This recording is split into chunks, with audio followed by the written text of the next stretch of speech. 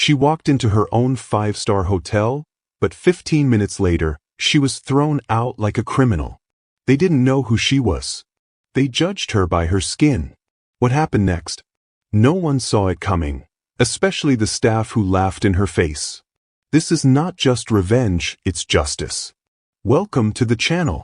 If you love powerful stories that expose truth and inspire change, you're in the right place. Subscribe, like, and comment where you're watching from. Let's begin. The midday sun cast a golden hue over the city, but not even its warmth could soften the chill that greeted Imani Okoro as she stepped out of her car. Her flight had landed just an hour ago, and with no desire for fanfare, she'd come straight from the airport. No makeup, no assistance, no announcement. Dressed in black leggings, a worn hoodie, and sneakers, she looked nothing like the powerhouse behind one of the fastest-growing luxury hotel chains in Europe. But this wasn't about appearances. She needed to see the heartbeat of her hotel when it wasn't expecting her. No corporate mask. No filtered pleasantries. Just truth. The building stood tall, sleek glass, silver accents, a bold name at the top, the Okoro Grand. Her name. Her legacy. Yet, as she walked through the revolving doors, carrying only a simple black handbag and the weight of the world on her shoulders, something shifted. The lobby was immaculate, but sterile. Polished marble floors gleamed beneath her feet, and the scent of expensive vanilla diffuser wafted through the air. Behind the front desk, a young receptionist barely looked up before muttering, "Ma'am, guests are only permitted to wait in the lounge if they've already checked in." Imani blinked. She hadn't even spoken yet. "I'm not here to wait," she said calmly, stepping forward. Now the receptionist looked at her, really looked. Her gaze crawled over Imani's skin, clothes, and natural hair tied up in a simple bun. Her nose wrinkled slightly. "Do you have a reservation?" "No." "But..." "Then I'm afraid we'll have to ask you to leave," the woman said, her voice tightening with artificial politeness. "This is a high-end facility, and we do not allow soliciting of any kind." Imani stood silent for a moment. Not because she didn't know what to say, but because she wanted to see just how deep this ran. A few feet away, a suited man approached. His name tag read Assistant Manager, Bradley. He barely glanced at Imani before turning to the receptionist. "Is there a problem, Jenna?" "She doesn't have a reservation. I asked her to leave, but she's refusing." "I never said I was refusing," Imani replied, her voice still low. "I simply didn't finish my sentence." Bradley turned to her then, eyes scanning like a scanner checking for a barcode that didn't exist. "Look, miss, you're clearly in the wrong building. This isn't a hostel or a day shelter. I'm asking you nicely, step outside before I have to call security." That did it. Imani reached slowly into her bag. Bradley stepped back, suddenly tense, but all she pulled out was her phone. "I don't need a reservation," she said, unlocking it. "I own this place." Bradley snorted. Actually snorted. "You own the Okoro Grand?" "That's right." "Lady, the only Okoro I know is a Nigerian woman who runs this company. She's worth millions. She's been in Forbes. She doesn't show up looking like..." He waved a hand dismissively at her clothes. "Like that." Imani's hand trembled slightly, not out of fear, but fury kept on a short leash. The kind of fury you carry when this isn't the first time. Or the 10th. Or even the 100th. Before she could respond, two uniformed security guards appeared beside her. "Is there an issue, sir?" one of them asked Bradley. "Yes. Escort this woman off the property, please." Imani's jaw clenched. "You're making a mistake." "And you're trespassing," Bradley snapped. She stood there for one final moment. One of the security guards, a young black man, looked uncomfortable, glancing from her to his boss. Something in Imani's eyes gave him pause, but he said nothing. The guards guided her gently but firmly toward the doors. Guests in the lobby watched with idle curiosity, some whispering behind cupped hands. Not a single person stepped forward. Outside, Imani stood beneath the massive sign bearing her name, the Okoro Grand. Not one person inside had thought to ask who she really was. Not one had paused to question whether they were mistreating someone they ought to respect. But she wasn't surprised. Because it had never really mattered how far she'd come, how many zeros trailed her bank account, or how many white men sat beneath her on the corporate ladder. To people like them, all they saw was her skin and what they thought it meant. A sleek black car rolled up to the curb. Her driver, Nathaniel, stepped out quickly and opened the back door. "Everything all right, Ma?" he asked, looking from her to the hotel. Imani didn't answer at first. She climbed in, shut the door softly, then looked back through the tinted glass at the building that had just betrayed her. Her voice came out like a blade, quiet, controlled, and sharp. "Turn the car around." Nathaniel blinked. "Ma, we're going back. Right now." He hesitated. "You want to announce your arrival?" "No," she said, pulling out her phone again. "I want them to learn a lesson they'll never forget." As Nathaniel swung the car around, Imani tapped the screen and made 3 calls, one to her head of operations, one to legal, and one to her media team. They hadn't just embarrassed her. They had disrespected the very name that gave them their salaries. She wasn't going to respond with silence. She was going to walk back in not just as a guest, but as their boss. And this time, the entire world would be watching. Before the world knew her name, before her initials adorned towering hotels in Paris, Dubai, and London, Imani Okoro was just a girl trying to survive a world that wasn't built for her. Born in Peckham to Nigerian immigrants, Imani's earliest memories were of cramped flats, boiled rice, and her mother's whispering prayers during sleepless nights. Her father, Uche, worked multiple shifts, cleaning offices at dawn and driving taxis till midnight. Her mother, Adana, braided hair in their living room while reciting Bible verses over the crackle of BBC radio. Even as a child, Imani knew they were different. Not just because of the accent her classmates mimicked behind her back, or the jollof rice her mother packed in foil when all the other kids had crisps and ham sandwiches. It was the stares, the sneers, the quiet exclusions during playground games. She didn't understand it then, but the world had already started deciding her place. One afternoon in year 6, Imani raised her hand to answer a question in class. Her teacher, Miss Peters, barely looked up. "Let's give someone else a chance today." She'd said it with a smile. Polite, gentle. But Imani never forgot the way her heart sank. That was the first time she realized excellence didn't always get rewarded, especially when it came in dark skin. But her father had always said, "You must work twice as hard to get half as far, but never let them take your mind. That's your true wealth." So she did. While others played, she studied. While teenagers snuck into parties, she volunteered at the library, filling journals with dreams and business ideas.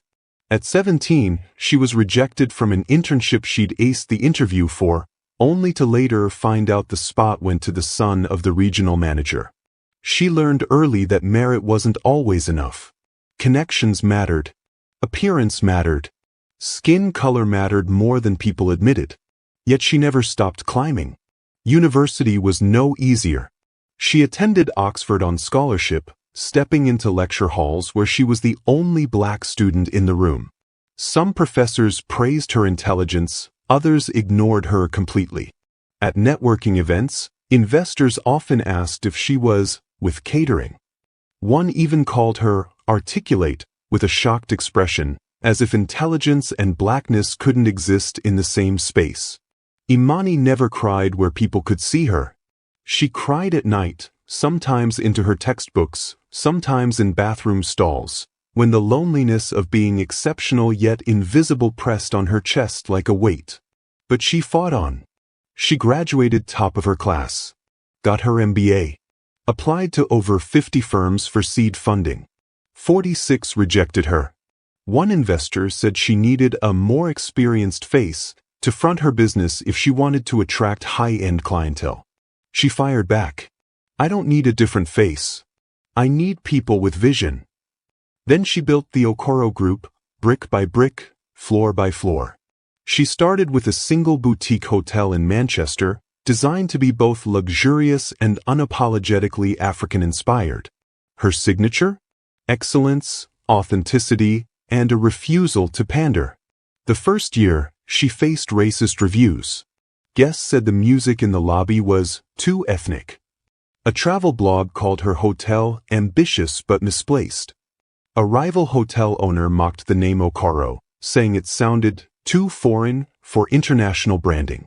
She kept going. By year 3, she'd opened 2 more locations. The design, customer service, and culture of her hotels became the talk of the travel industry. By year 5, she had won awards across Europe. And by year 7, major investors, some of the same ones who once turned her away, begged to buy in. Imani didn't just build wealth. She built power. She made space where none had been offered. And yet, the moment she walked into her own lobby, dressed like herself, like the girl who'd been turned away so many times, none of that had mattered. Because to them, she was still just a black woman without a reservation. Back in the present, as the car turned down the same boulevard leading back to the Okoro Grand, Imani sat in silence, staring out the window. Her phone buzzed with messages from her operations director and legal team. "Ready when you are," the message read. She was ready. But something in her chest ached, not from anger, but from the bitter taste of memory. She remembered her father's hands, calloused, stained with oil from his taxi, gripping hers when she won her first academic prize. She remembered her mother's whispered prayers, "make her greater than the world expects." They never imagined that one day their daughter would be ejected from a building that bore her name. She pulled out her compact mirror. Her reflection stared back. Natural hair pulled neatly, eyes sharp, mouth firm. But beneath all that, grief. Not for herself, but for every young black girl who would watch this unfold and understand it too deeply. She would not let this moment pass without meaning. "Ma," Nathaniel said from the front seat, "they really have no idea who you are?" Imani let out a breath that was half a laugh, half a sigh. "They never do." He nodded slowly. "Then today they'll learn." The car pulled up once more in front of the Okoro Grand. The guards at the front, the same ones who had ushered her out, looked up with wide eyes as she stepped out, this time in a tailored black blazer, heels clicking, followed closely by her operations lead, a composed woman named Fatima, and 2 legal officers in suits. A third car arrived behind them, her media consultant stepping out with a discreet camera operator. They knew what to do. Imani wasn't just correcting a mistake. She was delivering a message. Because respect, once denied, must be demanded. And today the world would hear her voice. The revolving glass doors of the Okoro Grand spun slowly, and this time, Imani didn't walk in alone. She stepped inside with the silent authority of someone who had nothing left to prove, but everything to reclaim. Her heels echoed across the lobby floor. The same polished marble that had once felt cold now rang with purpose beneath her feet. At her side walked Fatima, her composed operations director, followed by 2 suited legal advisors and a calm-faced media assistant trailing with a handheld camera. Everything was being documented. Guests looked up from their coffee and conversations. Some recognized her. Others only saw the sharp angles of her jaw, the measured pace of her steps, the steel in her gaze, and instinctively knew something was happening. At the front desk, Jenna, the same receptionist who had dismissed Imani an hour earlier, froze mid-sentence as she spotted her. Her cheeks flushed. Her voice stuttered. Can I help you?" Imani's eyes didn't even flick toward her. "Where's your manager?" He's in his office, I think." Bradley appeared around the corner just in time, phone in hand, laughing at something on the screen. The moment he saw Imani, the color drained from his face. Imani stopped. Just a few steps from him. The entire lobby had grown quiet. Even the soft music playing overhead now sounded too loud. "Mr. Bradley," she said, voice even. "Do you remember me?" He swallowed. "I believe we met earlier. There seems to have been a misunderstanding." No, she cut in, there was no misunderstanding. There was judgment. There was arrogance. There was prejudice. What you failed to understand is that I am Imani Okoro, CEO and founder of the Okoro Group. This hotel, this brand, this building, they exist because I imagined them into being. Whispers filled the lobby. Phones came out. Someone started recording. Bradley tried to smile. Ms. Okoro, I truly apologize. Had we known? That's the point, she said sharply. You didn't care to know. You saw a black woman, dressed comfortably, and assumed she didn't belong. You spoke over her. You humiliated her. You called security on her, on your employer. Fatima stepped forward, handing Bradley a folded document. This is your termination letter. Effective immediately. You're no longer employed by the Okoro Grant. The man looked down at the paper, face turning beet red. You're firing me? Over this? This isn't just about you, Imani said. This is about the culture that thrives under your leadership. One that dehumanizes people based on their appearance. One that forgets hospitality begins with dignity. Jenna stepped back as the two legal advisors approached the desk. She looked around, panicked. Meh, I didn't know. I just thought. You thought wrong, Imani said firmly. You also failed to follow protocol, failed to verify identification, and failed to treat a potential guest with basic respect. Your services are no longer needed here. A silence fell. Harsh. Final. A third staff member, another front desk agent who had laughed during the earlier incident, tried to sneak away quietly. Imani caught his movement. Your reaction earlier, she said, eyes locking with his, was not just unprofessional. It was cruel. You're dismissed. He stopped in his tracks. His jaw moved as if to argue, but the look on her face silenced him. Fatima handed each of them packets with exit paperwork. Security, not the ones who had escorted Imani earlier, but the head of the hotel's internal security team, arrived to ensure the ex-employees vacated peacefully. Bradley looked like he wanted to shout, but his voice failed him. As they were led away, Imani turned to the remaining staff in the lobby, waiters, bellboys, housekeepers who had gathered near the elevators, watching in stunned silence. I built this brand on excellence, she began, raising her voice slightly. But excellence isn't just thread counts and chandeliers. It's how we treat people, all people. If you work here, you carry my name. And that name will never be associated with elitism, racism, or ignorance. Her voice wavered, just slightly. I started this business so people like me would have a space where they're not just welcome, but seen. I've been judged all my life for the color of my skin. I've been overlooked, underestimated, and ridiculed. But I kept building. I kept rising. And I will not allow anyone under my roof to drag us back into that darkness. She let the words hang. Every remaining staff member is being enrolled in a mandatory retraining program focused on cultural sensitivity, anti-discrimination practices, and our founding values. You will either participate fully, or you are free to resign today.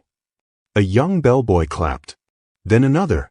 Soon, the lobby echoed with applause, not out of obligation but respect.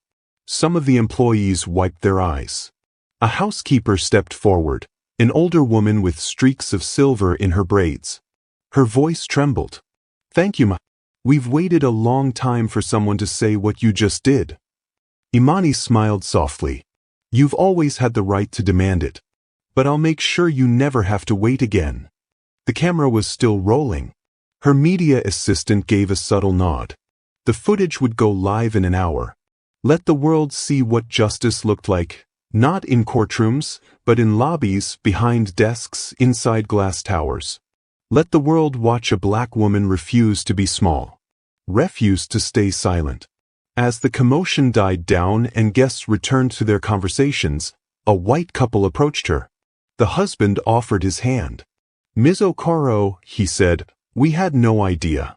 We saw what happened earlier. We're so sorry. And we're grateful to see real leadership in action. She shook his hand, polite but distant. She was tired of gratitude. She wanted change. As the elevators opened, Imani turned to Fatima. Have the top suite cleaned and prepped. I'll be staying here tonight. Fatima nodded. Of course, Ma. Imani looked around the hotel one last time before heading to the elevators. This place bore her name, but today, it finally reflected her voice. The penthouse suite at the Okoro Grand had floor-to-ceiling windows, crystal lighting, and a panoramic view of the skyline, but Imani barely noticed any of it.